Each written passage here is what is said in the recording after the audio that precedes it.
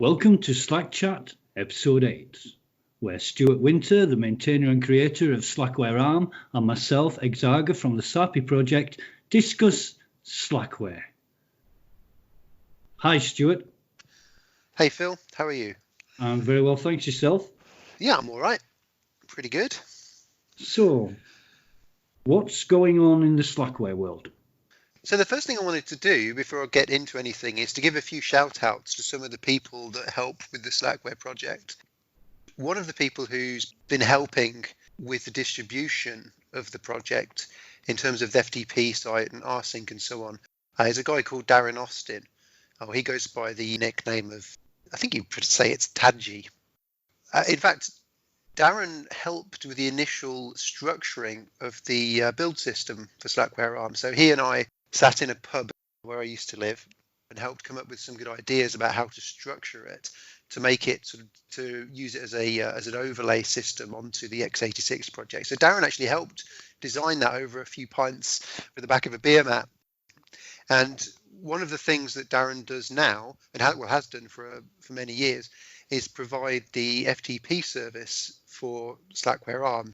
So I wanted to give a thanks out to Darren there. And it's not only Slackware ARM that he helps, it's many Slackware projects. So if you go to www.slackware.uk, because like many of us, he's also been spending a huge amount of time and effort in the years helping with the Slackware ecosystem and community. So if you go there as well, maybe you might want to give him a donation as well. I'm just putting that out there. So he would certainly appreciate that. And he's running the master FTP and rsync service for Slackware ARM. So yeah, we talked in the earlier podcasts about giving a spotlight to some of the people that help make the distribution available. Not only do some of the coding and arranging things, but also how do you put it out there? And again, most of that work goes unseen. It's just it's just another FTP site. It's just another rsync service. But there's actually a lot that goes into that. I know Darren's had to speak to the providers involved to provide bandwidth to the service and things like that. So he's done a lot of work for many years now. So yeah, big shout out to Darren. Thanks a lot for that. So I also wanted to give a shout out to Robbie Workman, because the Slackware ARM website is running on one of his servers there as well. And Robbie Workman is one of the Slackware core development team. So yeah, thank you very much. There are probably many other people that I could give a shout out to that have helped with the project. Oh, also, so I've set up the Patreon page for ArmSlack, as it's called on there. So I want to thank the people who have made a recurring donation there. I really appreciate that. It helps give focus to the project. So yeah, thank you very much for that. What's the current update? So I've spent a while over the last week or so bringing the Qt5 package into Slackware ARM. So Eric Hamley or Alien Bob has been maintaining that stuff for a long time now, and Patrick's merged that into Slackware Upstream. So I've got that building for Slackware ARM, and that took a little while. As I mentioned in a previous podcast, I went a little bit crazy because building a routine that flashes the screen, but I've done that, and that was partly because it took a long time to just unpack the Qt archive. It really is quite large. But also, that was one of the things. The other why it's taken so long to get working is because the way it first came into Slackware, it was building some, I think, media codecs. So I'm not exactly sure which ones at all. I just saw that there was two flags for the configuration options, which were enabling the building of some codecs, like FFmpeg was being included. Some codecs that allow you to play certain media formats or something. Or I'm not exactly sure, to be honest. I built it and realized that it was trying to build what looked like code for an architecture that was greater than ARM v7. So through a process of trial and error, I've figured out how to get that working by simply removing the two codecs. And then subsequent to that, once I got the package all built, Patrick's actually removed those two codecs from the default build anyway. So if I would have waited a little bit longer, yeah, I would have not even have known that those codecs didn't existed. Yeah. So, but now I know, and I did a little bit of research on that to see if it was possible to get them to build, but it wasn't. But Qt5 is all in there now, so I'll be pushing that later on. and Wayland has turned up. Yeah, so Patrick's put Wayland into there, and I looked at Wayland a long time ago. In fact, I remember probably over 10 years ago, someone asked me whether I could put it into Slackware ARM, and I said no, because it's not in Slackware. I was just going to ask you what it was. Well, if I remember rightly, it's a different architecture to the X11. It's a different architecture, a different design, and it was supposed to be better for particularly embedded devices. It's supposed to be faster. But given that it was never in Slackware, I never looked into it. But now it's in there. That might be interesting for people to look at and see if they can get a better performance, perhaps, on ARM in Wayland. So Patrick's rebuilding some of the packages to include Wayland support. So I'll, of course, be doing the same. But yes, it'd be quite interesting to see, as some more of those packages get rebuilt, to see whether there's a particularly good performance gain on ARM. I really don't know. I don't know that much about the differences between the two yet. But I mean, just from looking at some of the documents or briefly scanning some of the information about it, it is completely different designs. So like with X11, for example, when I was at university, I had a shell account on one of the engineering departments of the Solaris machines. And at the time, we only had a lab full of PCs running Debian. And what was it? Would have been it wouldn't have been Netscape. I've forgotten the browser. I guess it was some old version of Netscape or really an early version of Firefox or something. And you go to websites and they'd say, this is best viewed in Mozilla, in Netscape, with 800 by 600, or best viewed in, what I mean? It's best viewed in Internet Explorer, or that kind of era. And many of the websites just didn't work properly with Netscape, and they were built for IE. So I would log into the Solaris box and I'd set my, and basically do an X11 forwarding. So I'd run because I installed Internet Explorer on the Solaris box because Microsoft made that available for Solaris. Really? Yeah, I'd run IE on this Solaris box and I'd send the X11 display to my Linux box. So I'd have the I'd have IE running on Solaris, but I'd have the actual interface on my Linux x86 box. Then I could use IE and actually access some of the sites that I was prohibited from doing with Netscape. And so, yeah, that's one of the things that you can do with X11 is you just have to sort the permissions out and things like that. But it's very straightforward. You can do it over SSH as well. I don't know if Wayland does that. So that's some of the changes that have been happening recently. It's mostly to do with Qt5 and all the rebuilding and then adding in Wayland and those kinds of things. But I'm over my nostalgia trip now. It's time to do something else. What's been going on with you? The last time you were talking about Nginx, have you managed to get that going now? Yes. Nginx, I have it on Slackware current, and it is running like a boss. It really is impressive. I guess I should say some more about it in the way of description, because apart from building things and testing them and running them, most of the time it's just run-of-the-mill stuff. But Nginx, I was introduced to it recently, and it really has turned out to be something exceptional. It's in place of Apache, so anything that Apache will do, you can do with Nginx, except it does it in a lot more easier and simpler method. And this is how I'm using it at the moment, set up with 3 test sites, all running from the same software, but 3 different configuration scripts. It's so simple, it is unreal. It really is unreal.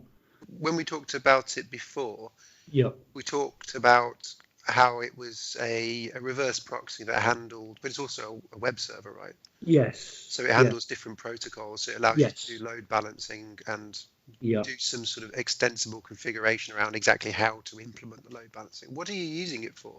A web server or a load balancer? Or? Right. I like to run web statistics, and one of the things that we've done over the years is collect information on how many people are visiting the site, how many files they're downloading. We've collected statistics of all these visitors and files and all that data. And usually we've used AW stats for that purpose. Now, AW stats is hugely popular, but Is it's it still lacking. popular? It's lacking in. Sorry. Is it still quite popular? Is it? Yeah. I mean, if you, I want to Google it for now. example, if you buy a website, if you buy a domain from 123reg, who are popular, on their control panel, I think they give you 3 different options for web traffic analysis, and the one that they recommend is AW stats. Okay. And I know that because when I ran SAPI website from a .co.uk domain for about a year, and that was one of the things that I implemented was and that was with 123reg. So anyway, back on track on the main theme. We've got these statistics and we want to run them not in software, and I don't mean any disrespect, but it's getting on a bit, is AW stats. It's not modern. I think the last update was about 2 years ago. Yeah, according to and you've got, I was just having a look at that. When I last used it, I mean, it literally was actually 15 years ago. Yeah. When you say it's not modern, do you mean the output it makes is not modern, or it doesn't take modern? The fact that it's not updated, that the last release I think was March 2018. Why is that an issue though? Well, because there are problems with it that have existed for a very long time, and with each, there's one particular problem is with the MIME database, which it's flawed in the way that you can specify, for example, bitmap files. If you had a load of bitmap files on your website and you could specify in AW stats that wasn't a web page, that was a file download. So it's a non-page file, but it's a lottery whether AW stats actually picks that up, and it's all to do with the Perl scripting. Right. So that's existed since about 2012, and there have been several releases since then. It's never been fixed. That's just one example. So you mean the accuracy isn't? Yeah. Right, it's not quite. There are better solutions. Like I say, I don't mean any disrespect to AW stats, because it really is a good program. But in order to get more accurate and reliable stats, we need to use different software. So that didn't lead to Nginx. Nginx came about because it was introduced to me by a friend, and it was on Debian. Mm-hmm. And I saw the way it worked, and I saw what could be done with it, and I thought, wow, this is fantastic. This is what Slackware ARM is made for. This stuff would run so well. So I went and looked on Slack builds, and here presto, there was a Slack build script for it. So got all that together. It built perfectly. I got it installed, and it installed first time without any problems. Good. Really, really easy. What are you running it on? Are you running it on 14.2 or current? Current. Oh, okay. So I haven't built or tested 14.2 for about a month now, and I don't intend to carry on with it because the downloads for the 14.2 side of SAPI is very low. Okay. Compared to the current. I mean, the current stuff does about 70 to 75% of the downloads of the overall bandwidth, and the 14.2 stuff does less than 10. Okay. And it takes as long to build and test for 14.2 as it does for current. Yeah, that's interesting. My impression is, from looking at the Linux questions forum, is that many people, this is just from what I've read, I don't know any stats at all, but my impression is that many people have moved over to current now because 14.2 is quite a few years old. Although to be fair, I still run 14.2 on my desktop machine. I don't even have an x86 6 or 64-bit current, apart from the machine I use to build and test Slackware stuff directly. Yeah. But Yeah. I don't run. Okay, that's interesting. I was interested. That seems to be on the case on ARM as well. That's interesting.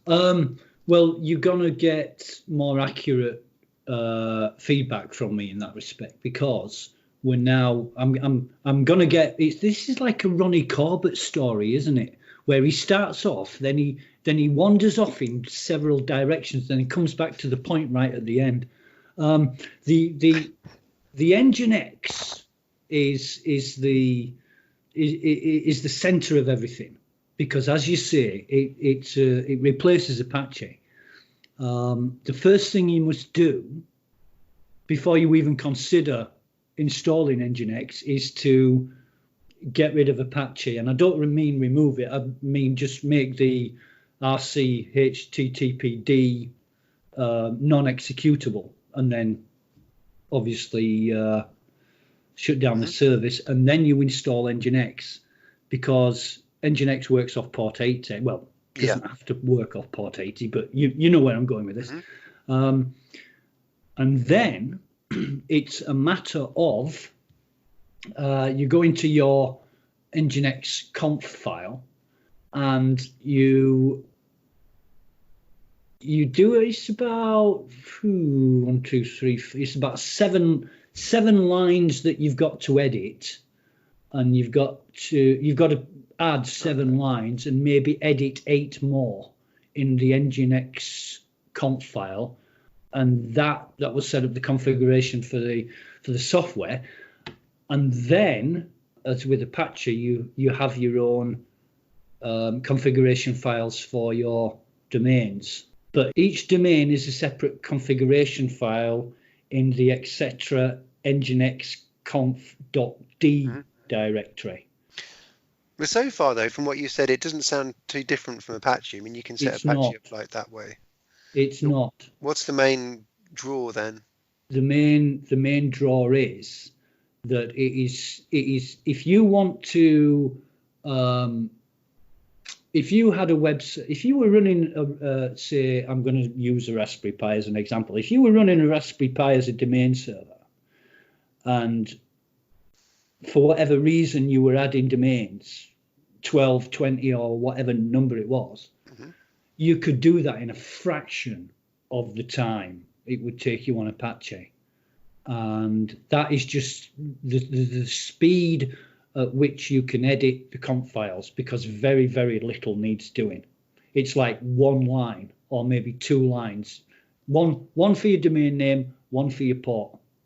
And if the rest of it was the same, then, you know, it's that quick. Not everybody. You not have to tell it where the website content is, though, or is that because that's what you do with Apache, isn't it? If they're virtual host. Yes, you have to point it. Yeah, you have to point it to the web directory. 3 lines. What about custom logging? Can you then custom logging? And how right. The reason why we wanted better stats, one of the reasons was because of goaccess. Now, I don't know if you've ever heard of goaccess, but it's an open source web traffic analyzer. Now, the website is goaccess.io. If you want to have a look at that, play with the demo. If you are not impressed within the first 10 seconds, then the world is a worse place for it, because this software, for anybody who's like me, who's into analyzing web traffic, this software is the business. It really is. And it runs under Nginx, which is the reason why we're running Nginx and not Apache. Okay. And it's all about. Sorry. Is it is it a plug-in to it, or is it just consume the logs from the Nginx? No, it doesn't. It will log anything. I mean, I haven't used it for logging any other purpose than access logs. Well, basically on the Slackware setup that I've got running now, it's a test. I'm just playing with it and probing it to see what it's capable of. Okay. And it's a proof of concept to see if it works on Slackware. And I have to say, it works on Slackware a little easier than it does on Raspbian. Why is that then? How's that then? When you set it up, on Raspbian, you have to install, I can't remember how many packages, but I'm guessing umpteen, maybe more than 20, to get things working. And to make all this work, you've got to have all your dependencies in place. Yes, right. Slackware, I was talking to somebody earlier today who laughed and said, Slackware doesn't have all the dependencies in place. You're going to have to install them individually. And I actually thought in the back of my mind, I hope not. However, editing, what I had to do was I had to run the PHP-APM before Nginx started. And once that was configured and working, absolutely no problem. It works straight off. No extra packages, no downloads of any kind or dependencies. It just worked.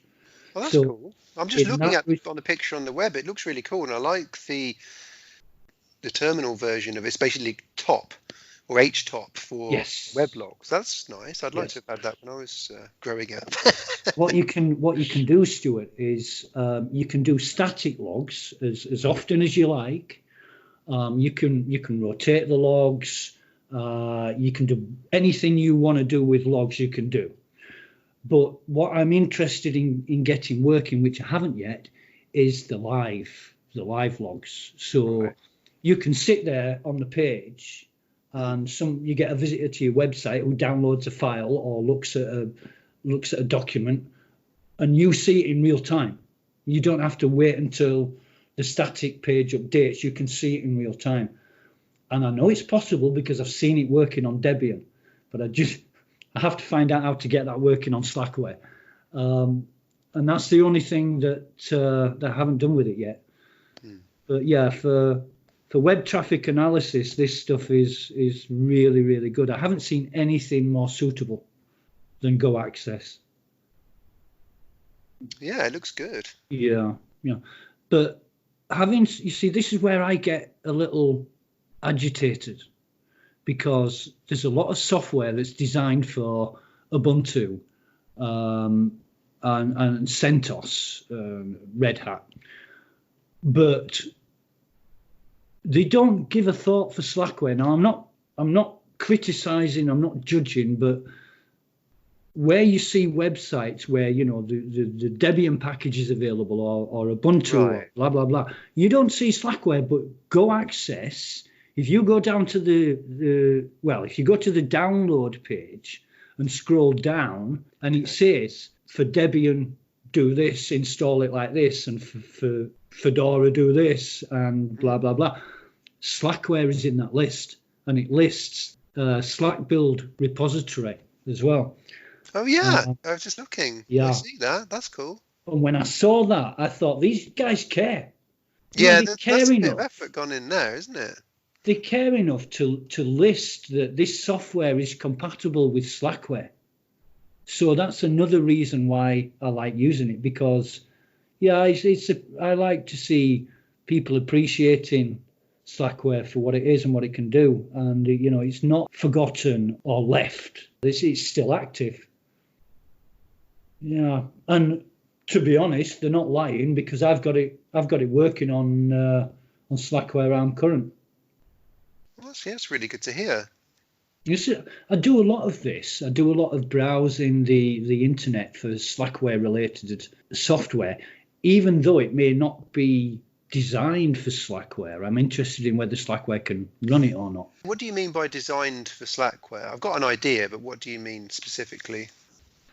Do you mean that you can take it and run with it without having to wonder whether it's worth investing your time? Is it going to be a lot of time invested on your part to get it working or something? Is that kind of what you mean? I suppose what I mean is that it hasn't been designed with system D in mind. Instead of talking about service this, service that, they're actually talking about RC startup scripts and init D and not system D. Run levels. If software works the way Slackware was designed to run it, then that's what I'm interested in, I think, is what I'm trying to say. It's a bit of a complicated question, actually, because, no software is designed for Slackware. Analyzing your question is, what do I mean? What exactly do I mean? Yeah. I think the fact, yes, when I start I'm trying to think of how my mind works when I'm reading this stuff.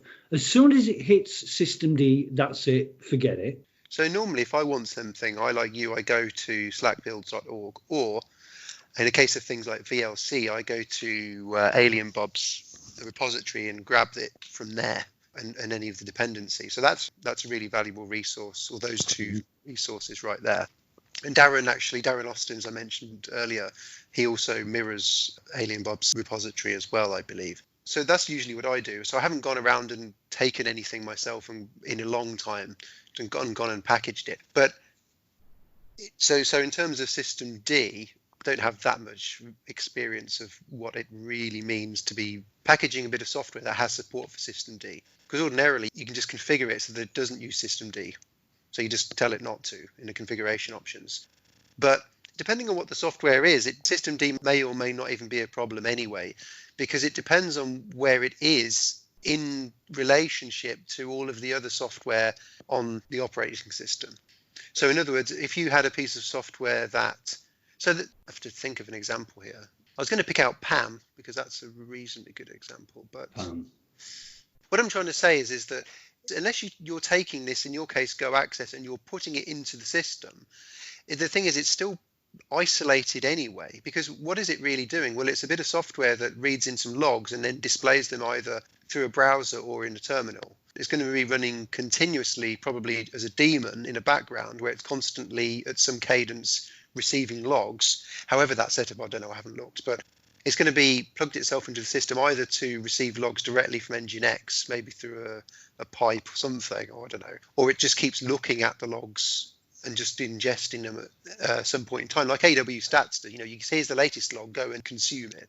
Yeah. So it might run that from a cron, or it runs it as a daemon and you point it at the logs. I don't know what it does, but I'm not really sure in this case, for example, System D would have anything to do with it. I've not looked at it, but I'm just guessing it probably wouldn't, because it's like when I was talking about dependencies in Slackware, and I was saying that if you have something that's a leaf like Mozilla Firefox, nothing depends on Mozilla Firefox apart from the people that sits in front of it looking at it.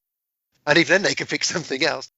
But in terms of the software, unless something else is going to start linking into Firefox, it kind of doesn't really matter.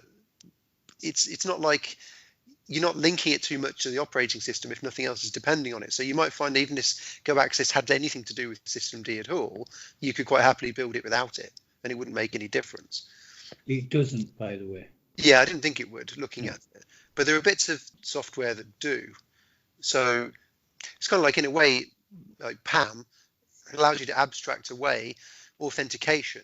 So when you write some software, you can say, well, I'll let PAM handle the authentication, and you don't need to do much else. You just let PAM use it when you write the software. And inside of PAM can have all the other modules that link to Active Directory or LDAP or whatever. You can configure that inside of PAM. So all of that complexity is abstracted outside of the software that just wants somebody to authenticate something. These are why things like System D are completely invasive. So, which is some reasons why some people don't like it. I know you were asking before. You were asking about the run control scripts, the RC scripts. Oh, this morning, yeah. Again, I'm not really sure if System D would have anything to do with it, but in this case, usually all you really do if you write an RC script, if you look at them, they're pretty straightforward. I mean, I could give you the ones I wrote for Exim and my own versions for Apache, in fact. So, I mean, all they really do is they start Apache, check if it Apache drops a PID file somewhere, maybe via run or wherever it puts it. Yeah. And then you can write a script that checks the content of that PID file and sees whether that PID is still running and it's still Apache or it's not.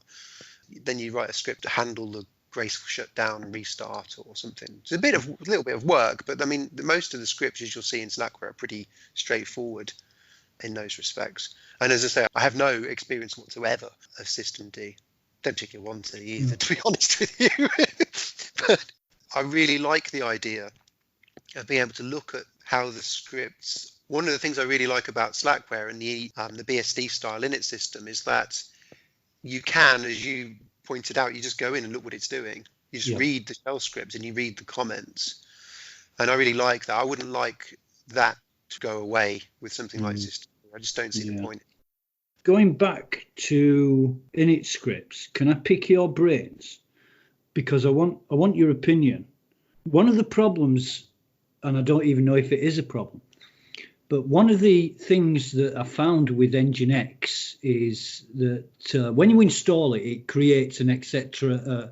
rc.d rc nginx script. Now, I made that executable just to test. I rebooted the system and it didn't execute itself. Now, I looked in the script, and as you described earlier, it's very, very simple. Not much can go wrong in there, but it's not executing, and it's the right owner, the right group, the right user permissions, and it's in the RCD directory.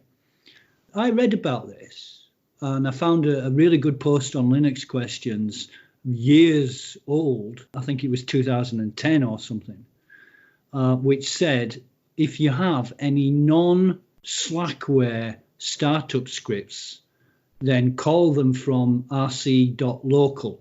Now, I always thought that if you had an RC script that you wanted to execute when the system booted, you just made it executable. Can you shed any light on that, or teach me what I'm doing wrong that I should be doing or I haven't done? Firstly, if you look at /etc/init tab on Slackware, then you see the run levels, right? Are you familiar with that config file? Yes. So you see that if you're in run level 3, which is the default for Slackware, it's the one I use as well. If I start X, for example, I literally type start X. So that's the run level 3. And if you look at it, you'll see that it calls etc/rc.d/rc.m. Yeah. And if you look at that script, it has a list of the RC scripts that it knows about that it will call. It doesn't enumerate what's there and then just pass the parameter start to anything. It's all hard coded in that script. So if you had a Slackware startup script, which is, like for example, open SSH as rc. Was it SSHD or something like that? It's not actually. Where is it? Okay. So rc.m also calls rc.inet2 and rc.inet1, which set up the networking. Yeah. Inside of etc. rc.inet2, you'll find it calls the OpenSSH daemon. So all of that stuff is all hard coded in there. So if you wanted to not use rc.local, then you would have to go and add it. You'd have to call your script from one of those scripts. Right. One of the Slackware scripts. If you were managing systems with some kind of config management system, it might be easier to just manage rc.local than it would be to go and position some script into one of the operating system controlled scripts. Because, for example, if you were going to upgrade one of the Slackware packages, I've forgotten which one contains rc.inet, rc.m, I've forgotten now, but whichever one it is, if that's upgraded or when that's upgraded, it will end up making an rc.whatever.new file, which may or may not be what you want, because it might be that some important change has gone into that file, but because the one that's on your file system is not the same as the one in the package, it will just make this .new file rather than trying to do anything clever like merge anything together or replace it or anything like that. So it might be better that you didn't put things in there for that reason. And nothing ever changes in rc.local, really. It's left for the operator.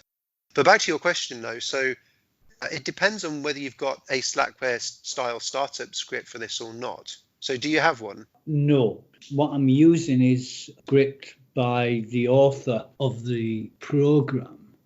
It looks like a Slackware starter script, but it's not actually. It might be the same code, but it's not from Slackware, if you know what I mean. It's from a third-party author.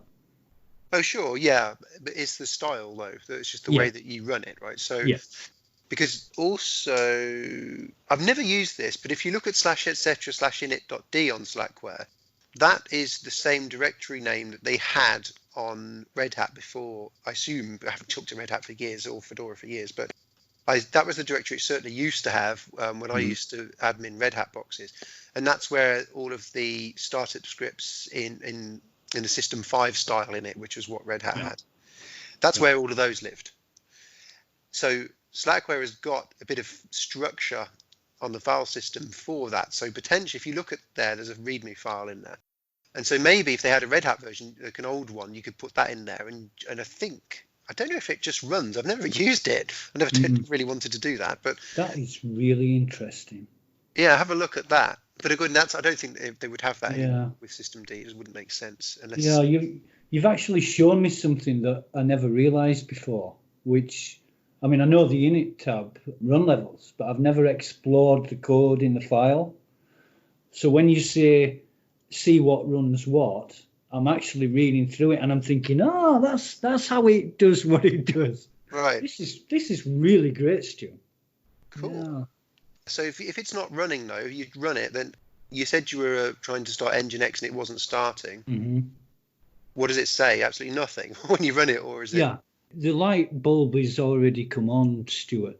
The reason why it's not starting is because there's no command and there's no code to tell it to start, unless you actually start the script manually. So what I've done, I've put 2 entries in rc.local, one for PHP-APM and one for Nginx, because Nginx relies on the PHP service running. Doesn't the package that gets built from slackbuilds.org for Nginx include an RC script? Yes, for whatever reason, it's not executing on boot, unless I put an entry in the rc.local file. Oh, of course, yeah, I mean, that's normal, yeah. Okay. Sorry, that was the entire question. I thought it was strange. I thought, obviously in ignorance, that all you had to do was put the RC file in the rc.d directory, make it executable, and it would boot. I see. No, no, it doesn't do that. But now you've explained it brilliantly, and you've actually taught me so much. I'm going to enjoy assimilating all this. But yeah, I was just in Red Hat, when it was like years ago before System D, you'd install a package and then you could use chkconfig to enable or disable the execution at boot. So you could do chconfig httpd off or something like that. Yeah. You could turn it off. So the file would still be there, but the execution of it was disabled. There was a flag to control the execution. Yeah. Oh, good. Well, that's been addressed. Yeah. As for Nginx, I'm very impressed. I'm going to continue to play with it and learn on it and bug you and Pat to put the package in Slackware 15. Which leads me on to another quickie question, Stuart. While I was configuring PHP-APM and Nginx, one of the things that you've got to configure is the user who is allowed to use the software. On Debian, it's www-data. Yeah, I know. On Slackware, it's somebody I've never met. It's a user called Nobody. And the user Nobody is part of a group that I've never heard of called nogroup. Yep, that's right. But you say that with such assertion. Obviously, you're going to enlighten me here, because I've never, ever come across these users or group before. So when you run software from you're at the shell, or you're using your X11 desktop, and you run some software. If you do PS, will wax you. I like that one. Will wax you. You get the ultra long lines.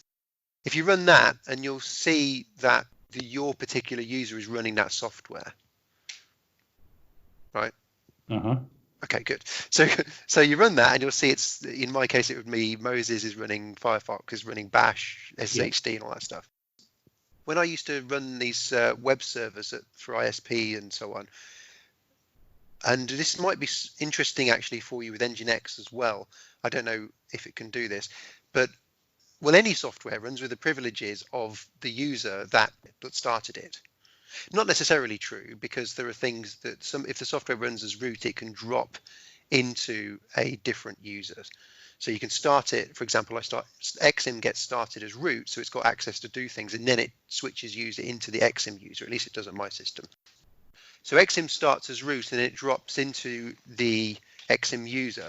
The reason for that is because you don't want Exim having root access after it's done its initial setup, like claimed the port 25 for the SMTP service. You can't claim on Unix, you can't claim ports that are less than 1024, because that port range is reserved for root, because those are the services, like, if you think about all of the, like port 80, 443 and all that stuff, all those are reserved for the root user. So you start Exim or Apache as the root user, they claim the port and do whatever else they need to do, and then they drop into a different user. So the example I have is that when I used to run these web servers and shell servers, well, you run the web server as root, and if you run the web server in Debian case, it's www data, in Slackware's case, it's no body, no group. If you have somebody who's got a PHP script or something like this under their private home directory, or you have a virtual hosted website and they've got a PHP script, it could be anything, right? The problem with PHP in particular, most of the applications were just riddled with holes. Like whether it was the PHP software or just the application, the actual PHP script itself was badly written. It didn't do any validation or did very little validation of form boxes and whatnot. What would happen on these servers is that I'd often see somebody had found a way they managed to get access to the shell on the server through an exploit in PHP. So I'd find things running as nobody, no group, just running whatever somebody had managed to get that server to do. They managed to download a binary and started running it. That's a different issue. I'll talk about that in a moment. But the reason why you run that particular, or those types of daemons or those types of services as nobody, no group, is because the nobody, no group user on Unix is supposed to be like the plebs of plebs. It's like the poor people of the poorest of the poor. So they've got no access to anything. They haven't got a login shell. They've got no write access on the file system. Well, they shouldn't. Maybe /tmp, yes, but they shouldn't be able to get access to anything else really. They've got basically just read access or exec access. They haven't got a home directory or something like that. So they can do really very little on the system as long as the system is actually secure. If your operating system hasn't been patched and it's, there's an exploit, well, they can do that too, for example. But that was the idea, is that in case that service got compromised, the compromise should only go so far. It should be restricted by the operating system's privilege control, if you see what I mean. But that did mean that you would end up having exploits running as the user that Apache was using. So what I did is what Debian did, is that on my Slackware boxes, I didn't configure Apache to use nobody, no group, because I had inetd running as nobody, no group and some other things. And so I created my own www user and group on Slackware and made Apache use that. So when eventually some PHP script went, somebody exploited one, at least they couldn't, for example, kill off any of the other services that were running as nobody, no group. So I isolated a bit further. And then what I did, so in Apache, they have this option called su-exec. And what that did, when Apache would execute anything from that virtual host container, it would execute it under the privileges of that particular user. So it would be a lot easier, for example, if you see it going crazy, you could su as root into that user and do kill-9-1 and clear it all down and very quickly, and then you could figure out what had happened there and tell the customer like you've been compromised or patch it. It's not brilliant either, but it's probably one of the better ways. Well, I may not anymore, perhaps, I don't know, but at the time that seemed to be available to try and combat that kind of issue. So that's really what it's about. It's about running services with the least amount of privilege that you can get away with. Damage limitation, I suspect, Yeah, and basically circumscribing access. That's what it's all about. But ordinarily, if you've got other services running as no group, you probably still might want to go and create a separate user for them. Yeah. That's how that works. Yeah, it's just something I came across when I was setting Nginx up. I was following a guide on something completely different. It was Apache, something to do with Apache. And I noticed that it used the nobody and no group. That's why mine's not working, because I was using the Apache user. When I actually looked into it, there wasn't an Apache user, because I'd got rid of the Apache stuff. So I had to use nobody and no group. And it works great. But I just thought I'd ask. Well, good. Well, I'm glad you've been enlightened on a few different aspects. Yeah, that's been great today, Stuart. Cool. All right. Well, let's wrap this up, because we've been talking for a while now. So it's going to be goodbye from me. And a very goodbye from me. See you later.